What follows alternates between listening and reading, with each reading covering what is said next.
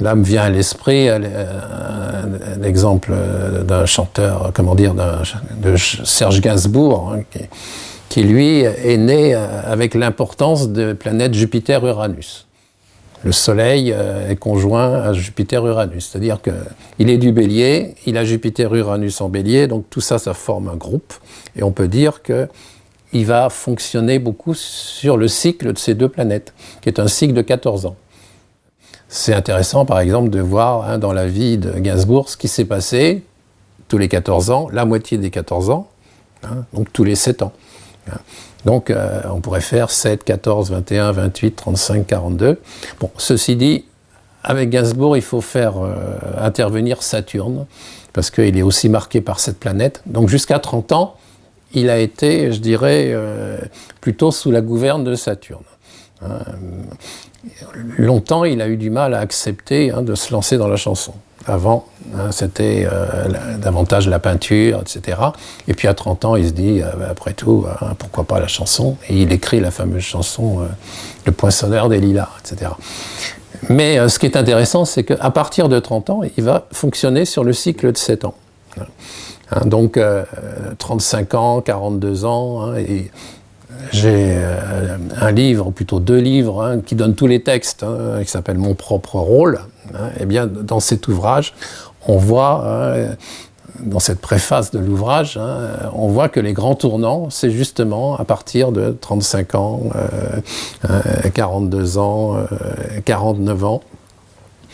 Et donc, par exemple, 35 ans, c'est là où émerge déjà son génie, pauvre Lola, la technique du rejet, etc.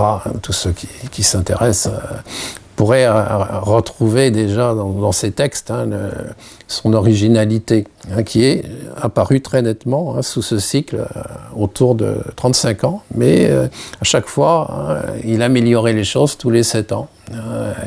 Donc 42 ans, là on se trouvait à la période où Jane Birkin est venue avec lui, toutes les grandes chansons de cette époque.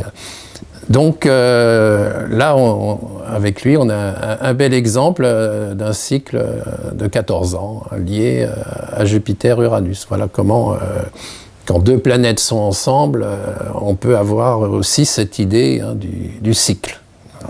Et cette périodicité de 7 ans, elle ne s'est déclenchée qu'à partir du cycle de Saturne à 30 ans.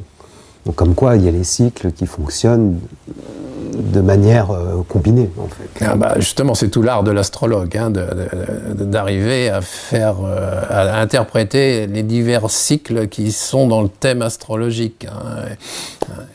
Quelqu'un qui n'aurait pas eu Saturne, eh bien, dès l'âge de 28 ans, il y aurait eu déjà quelque chose de très puissant, de très fort. Mais lui, c'était à l'état latent, on va dire, et ça s'est manifesté après le cycle de Saturne. Parce que un pur Jupiter-Uranus, c'était le cas par exemple d'André Barbeau. André Barbeau, à 14 ans, il est déjà astrologue. Lui, à Gainsbourg, à 14 ans, il n'est pas encore dans la chanson, qu'il trouvait comme un art mineur. Il se voyait plutôt dans la peinture. Mais le temps qu'il découvre vraiment sa vraie vocation, un Saturnien, il lui faut toujours une trentaine d'années pour arriver à découvrir qui il est vraiment. Le Saturnien se cherche, comme l'adolescent.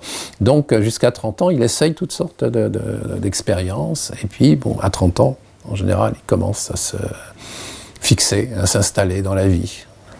Donc c'est bien plus subtil que les transits, parce que le grand public connaît très bien les transits et le passage des planètes sur les points du thème natal, mais n'a pas le réflexe de combiner les planètes entre elles.